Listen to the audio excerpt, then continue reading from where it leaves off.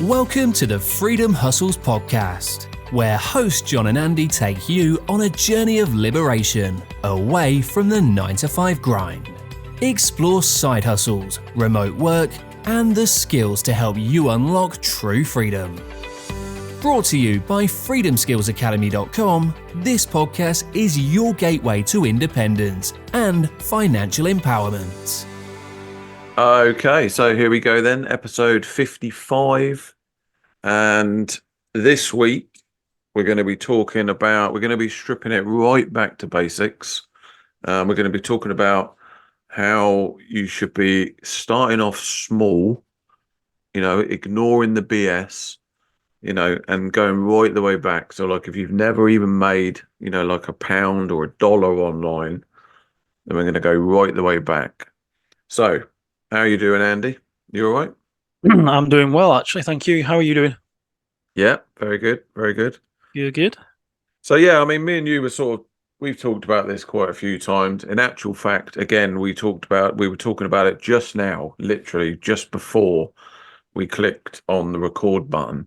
Yeah. And that was that, I'm talking to somebody that's messaged me on Instagram and, he was saying that he's after kind of making an extra £200-300 a month. Okay. So we're not talking about the whole kind of freedom lifestyle, but we are talking about a start which may ignite something in the future. Yeah. And I think that's kind of where we want to go with tonight, because this guy, he's not going to have built a landing page. He's not going to have built a digital product. He's not going to want to build a course. He may not even know where to start with anything like that. So, and I think this is really important because I see this a lot, especially on social media. And it is so easy to get kind of deflated, if you like.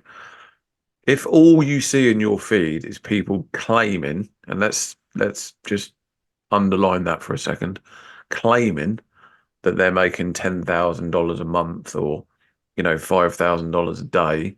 I've just been looking at some people like that just before we came on the chat. And you got to be really, really careful that you don't fall into that trap of, number one, believing that that's easy to do, which it isn't. And number two, believing that that is even genuine. And just to sort of bring that back there, I mean, half of those I wouldn't say are genuinely doing what they're doing.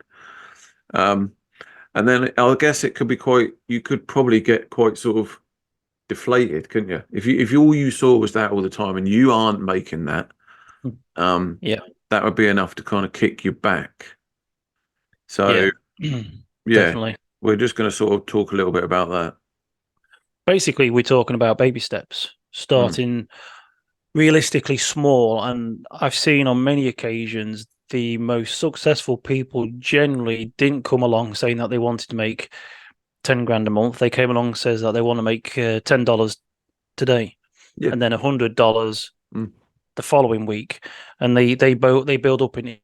They start small, because when you start small, every time you make that first dollar or first pound or first £10, it's a win. And then you celebrate that win and it builds confidence. But if you go in there saying, I want to make £1,000 by the end of the week, and it's Wednesday and you don't make it, it's got a negative effect. And I think that's what the problem is that, well, there's two problems really. Most people want more money in large amounts.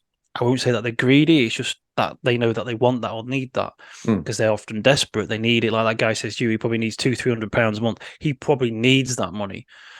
And the other thing is that most people don't actually start until they are desperate, until they need it. And then, you know what I mean? Yeah. And then it can be, and then the problem can be, and I know some people will definitely relate to this, that once you kind of get that money, you may then have a tendency to stop and think that you've kind of achieved what you've wanted to achieve. So there's no point in carrying on, or there's no point in growing it further, or there's no point in taking it to the next step. And that's how you become kind of stagnant.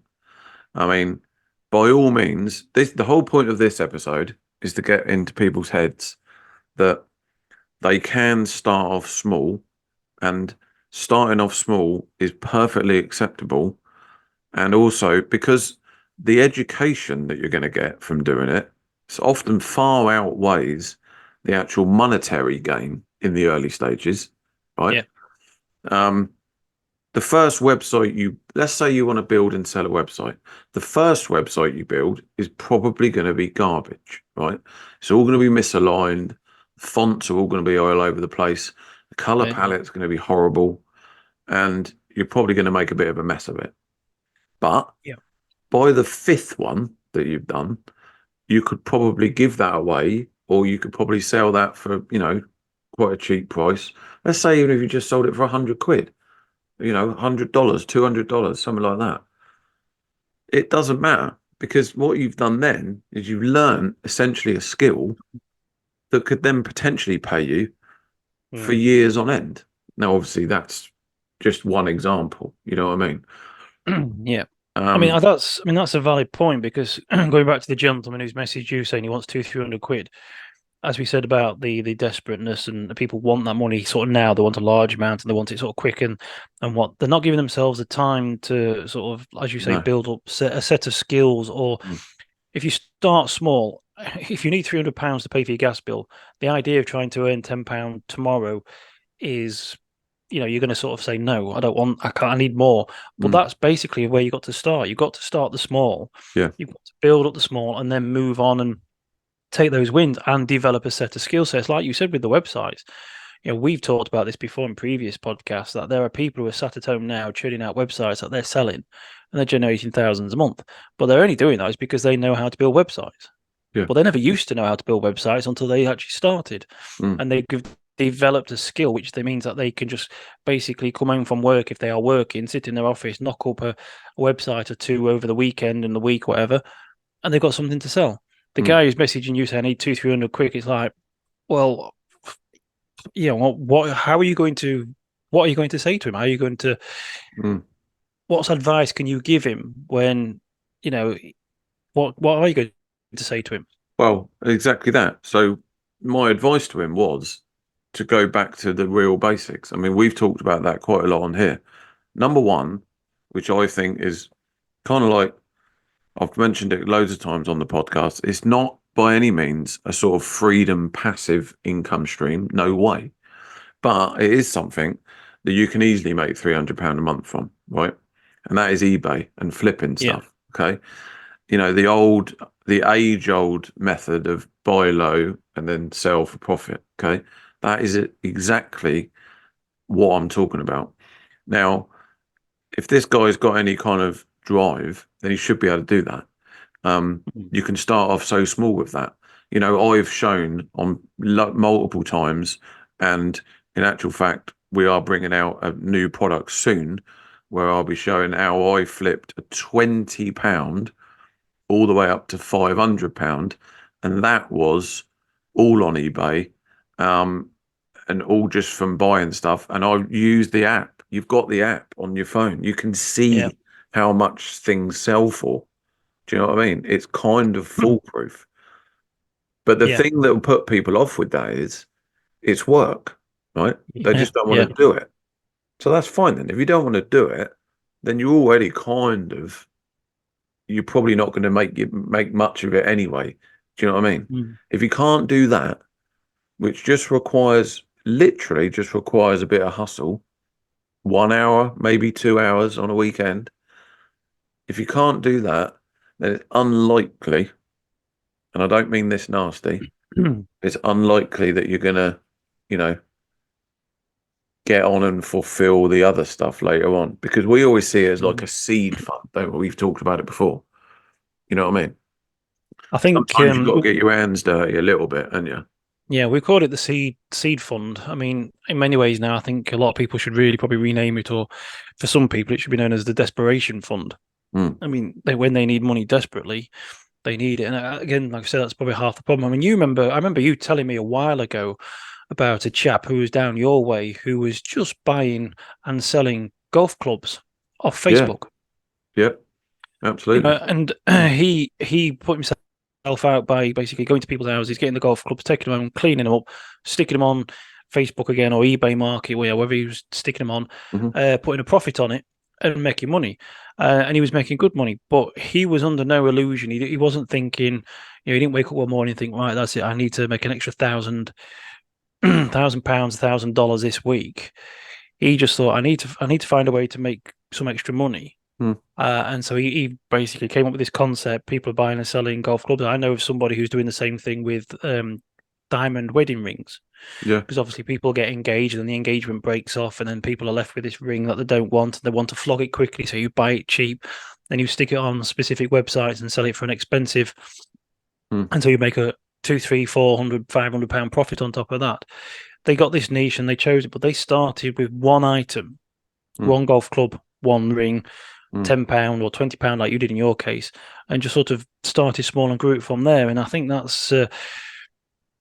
is one of the problems, is that most people are afraid to start small. I mean, let's say you work in an 8-hour day, and then you need to start making some money, and you come along and say, well, if you do this, you'll make an extra £5.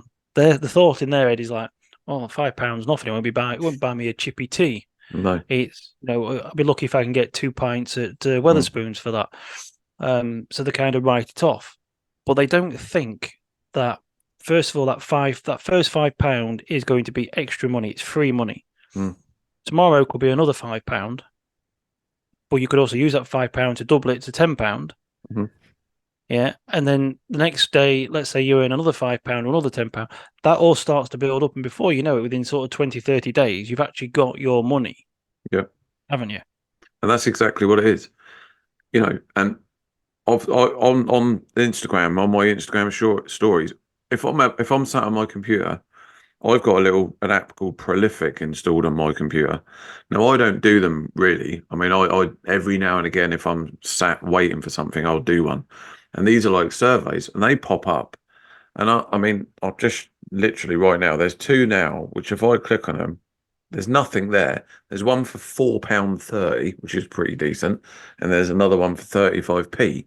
But, if I'm sat there with like 15 minutes, 20 minutes, half an hour, and I haven't particularly got anything to do, which is never the case, but, I could just jump on, do one of them, and that money will get paid into my PayPal. I take pictures of those all the time, and I share them on my Instagram stories. And all I do is I add up the minutes. I'll say, right, there you go. There's, say, like total 67, or I don't know, 47 minutes, and you can make £7 or something like that, or £10. And then I'll take a picture of it and I'll share it on my Instagram stories. And the amount of people that reply is unbelievable. They'll be like, oh my God, where's this? Where's this? Where's this? And I still tell them, I say, look, you go over there, you need to fill in a form, you need to provide as much information as you can about yourself. So then they're going to send them to you. If you're very vague and just say, give your name and an age, they're not going to send you anything. They want to know your interests. They want to know how you shop and stuff like this. And they will just bombard you with these surveys. It's just market research. And you can sit on your computer or on your TV, and you could, that one, the prime example ones I shared the other day, it was something like £10 in about an hour. Okay, that's not an amazing wage, but it's £10 in an hour sat in front of your TV. Now, matey that wants 300 a month, theirs is 300 a month, right? Yeah. But most people won't be bothered. They can't be bothered because, like you said, they don't see the end goal. They want that £300 like next week. Whereas the reality is that isn't the case, And the other option is, of course, just go and do more work. Do you know what I mean? That is the other option. Can you not do a bit of overtime? That's the other option. But we're obviously assuming that if people are looking at these angles, that either they don't want to work any extra, maybe they've had enough of their 8 hours a day, or the other one is obviously they don't get that option. So, we should obviously point that out. I think the biggest problem with this world is that, and I've always said this, you don't know what you don't know.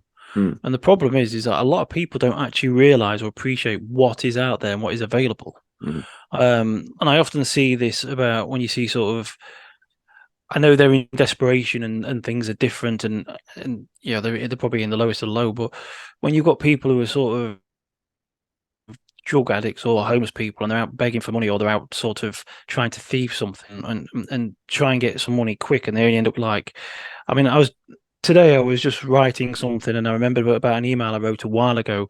It was about a guy in Derby who broke into a factory he used to work in, and he raided the fruit machine in the canteen, and I think he got about like £200-300. But the security guard found him, and it was somebody who he used to work with, so he recognised him, and he didn't want to be recognised or get the police call, so he ended up basically murdering the security guard and end up in prison for like 20 years for that, equivalent to 200 quid. Yeah, and it's like, you've gone and done all Jesus. that. You've ruined your life, that bloke's life, that family, everything for like 200-300 quid. When in reality, there is so many more opportunities out there. I mean, you were saying about sitting there and doing them surveys, and that reminded me of a couple of things. First of all, I mean, this might change in the future with AI writing tools, but you could actually sit and write something on Fiverr.com. In an hour, you could have like $5, $10, £10 from writing an article for somebody. There's so many different article websites out there. You could actually create a load of articles and sell it as PLR. But the other thing is that you reminded me of, was it Swag Books or Gig Books or something? Yeah. There were other platforms where, and again, you've got to have your volume on with this, but they would pay you to sit and watch music videos or adverts or play games. So you could actually have your phone or laptop on in a different room, and just every now and then walk in and just click the button to play something else. And just have this thing playing around in the background, generating like a sort of passive income. Yeah, there is that, and there's another one called User Testing, which is I think it's usertesting.com. So they look for people that they want them to give their opinion on. It's quite often it's products, but sometimes it's like website testing. So they'll just want you to get on the camera, you actually go around and do a few, what's your experience on the website, and they'll pay like $10, $15, $20. That's like an online version of the mystery shopper, isn't it? Yeah, basically. So I've, like this guy, I sent him those bits. Matched betting's another one in the UK, although it does run a bit dry. That's another way of sort of scalping out bonuses and things from bookmakers. It sounds dodgy, but it's not. It's perfectly fine.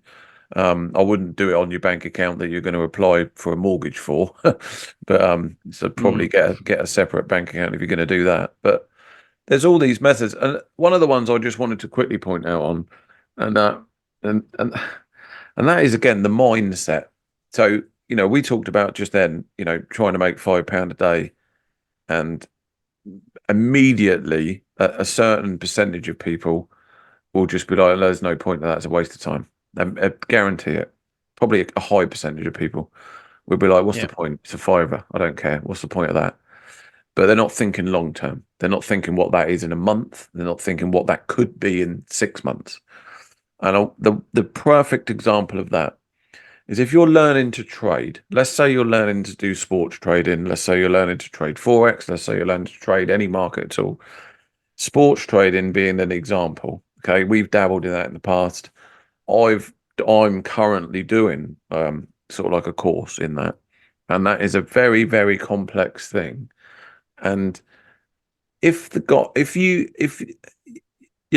number one, your mindset has to be that you've got to start off small, right? There's no way you're going to go in there and start trading with like £100 stakes from day one. Okay, forget it. So the idea being, I mean, I showed you some of my screenshots where it was like some of the trades I was making like 15p, 18p, 10p. But in my world, that was amazing because I wasn't losing, number one. Yeah. Right. And I was building up a bit of a consistency, which meant I was starting to learn how markets move and stuff like this. So, and then you can just sort of scale it accordingly.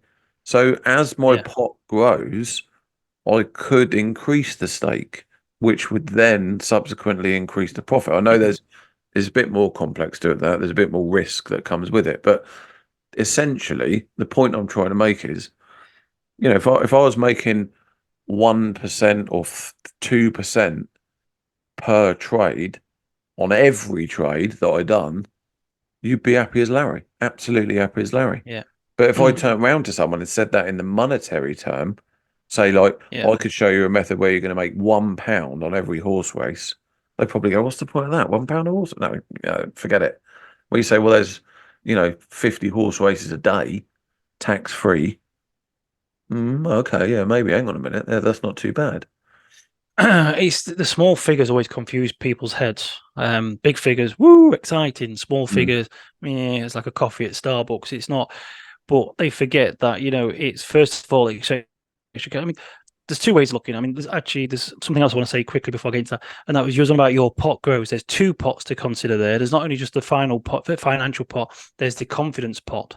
Yes. So as your confidence is growing, every time you're winning more trades, you're getting used to the method, and like you said, you're not losing, you're actually winning. That is always reinforcing the confidence, and you're getting stronger and better in that way. Confidence is a muscle, and so you're growing that as well.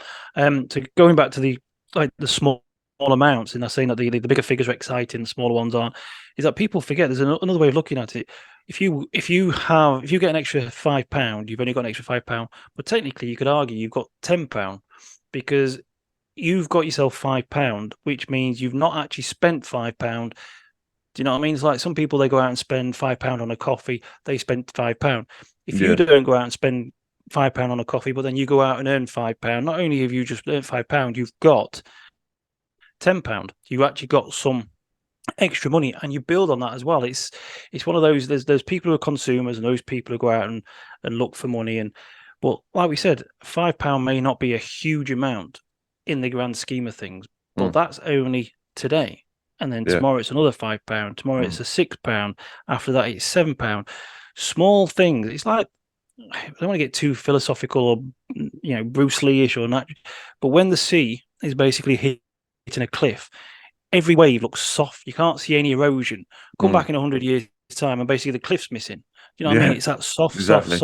Yeah. So every £5, every £10 that you earn on a daily basis, weekly basis, it grows into something that is more substantial. Yeah. And you can take that all the way back to stuff, even like, on the marketing level that we talk about, things like email lists and traffic, and, forget about the 20,000 hits a day. And, I mean, if you're just starting out, those numbers are, that you're not going to get there. And, things like an email list. And I saw one the other day. You think it was a video you shared with me. Can't remember his name now. The SEO guy. He's got something like 1.7 million subscribers on his Neil Patel. 1.7 million subscribers, active subscribers on his email list. You're like, Jesus Christ. I mean, that is an insane number, And like you say, if you're starting out, when people go, "Oh yeah, you must build an email list," people think it's easy. You just turn the tap on, then all of a sudden you've got 1,000 subscribers. It doesn't work like that. You have to really build the foundations, learn. Especially learn. That's what I'm trying to sort of install in my children all the time. Always be learning stuff, always absorb, and rather than consuming. You need to consume content in order to learn, but then you need to create in order to learn, don't you? You know what I mean? You can't just going back to Neil Patel. For those people, like you said, he's got over 1 million people, followers, subscribers on his email list, and all that lot. Neil Patel was a big name when I actually started working in this sort of industry in 2010. Yeah. Do you know what I mean? I can remember I started sort of blogging and website building, whatever, and I was reading his, I think it was Quick Sprout was his blog at that time. Yeah, I remember. He was doing, and so he was doing a lot of articles, and you were commenting on them and everything and whatever. He was a big name back then. So we're talking, like 14 years ago. Yeah. Exactly. So he's been at it for at least 14 years, that I can tell you. Yeah, exactly. Okay, well, yeah, I think that's we'll just wrap it up there for tonight. And it's a good little chat. But I think, like you say, I mean, we just sort of recap, and that is that, don't get held up on, I guess, like we mentioned the other week in the podcast, can't remember what episode it was, might have been episode 53 or 52, the one about, not comparing. That's a big part of this. because again, everyone's situations are different, you know, and people's work ethic, if you like, is different. But, you know, if you want to go back to it, my recommendations, if you want £5, £10 a day, then look at eBay, look at things like surveys, Prolific being a good one, look at things like user testing websites. There you go, look, so that's changed now. So in the last half an hour we've been sat here, that survey site has now gone up to 5. Okay, so there's another one there, look, £2.64, another one £1.50, another one £1.36. So there's another £5 worth if you want. You could just sit there and do them in the next 20 minutes. But anyway, yeah, I digressed a little bit. But, you know, that's essentially it. Any more sort of closing thoughts from you? Well, just quickly going back to what your mate was saying with the £300. I mean, for some people, earning £300 is easy because of what their skills are. But for someone who wants that as extra money, we've said about breaking it down. If he wants it per month, which is easier to earn when you're not really that skilled or you're struggling, where it's easier to earn £10 than it is £300. And £300 at 28 days. So there's like 28 to 31 days a month, isn't there? So at £300 at 28 is £10.71 a day. So it's easier to think, right, today I need to work out how to earn £10.71. I don't need to earn £300. I need to earn £10.71. Yeah. Then the following day, again and again. And like we said, we are racing, the confidence builds, the pot builds, everything builds. And if by day 7 you think, do you know what, I can do £21, then fine, go for it. Yeah. But just start with that small thing, they're all cliches, I know, but, you don't climb a mountain. It's one step after another, isn't it? When you walk in a mile, you do one step at a time. You don't just suddenly, that's it. And especially with eBay, the one that I mentioned at the top of the show, that is the classic one, because the idea with that is that you just reinvest all the time. So if you start with 20 quid, the first time you go out and buy stuff to flip, you might only buy 2 or 3 items, if you're lucky. Yeah. But then once they sell, let's say you've made that, let's say you double that. Okay, so then you go up to 40. Which you will be able to do very, very easily. So you put that up to 40. Then you've now gone out and you've bought, say, like 5 items, right? Let's say each one of them are sell for 20 quid each. You've now got that 40 into 100. And then things start to happen then. You've got a little bit of, you can start buying some stock and you can start to flip stuff. And we've seen it before, like when I done it on that video, things do all of a sudden go up and up and up. And then before you know it, you get to 500 quid. And then when you're at 500 quid, you could invest in yourself. You could take a course. You could build a website. You could learn something like that. You could learn a new skill, or it opens up a whole new set of doors, doesn't it? It does. So on that note, we shall probably wrap this up. I mean, that was great. Great little reminder, I think, of trying to start small and keep your expectations in check. Yeah. Okay. Thanks very much for listening. Thank you. Speak to you soon. Bye-bye. Thanks for tuning in to the Freedom Hustles podcast. We hope you found inspiration and insights to help fuel your journey towards freedom. Don't forget to join our free newsletter at freedomskillsacademy.com/newsletter, where you can find exclusive tips, updates, and resources to help elevate your hustle. Until next time, keep hustling towards your dreams.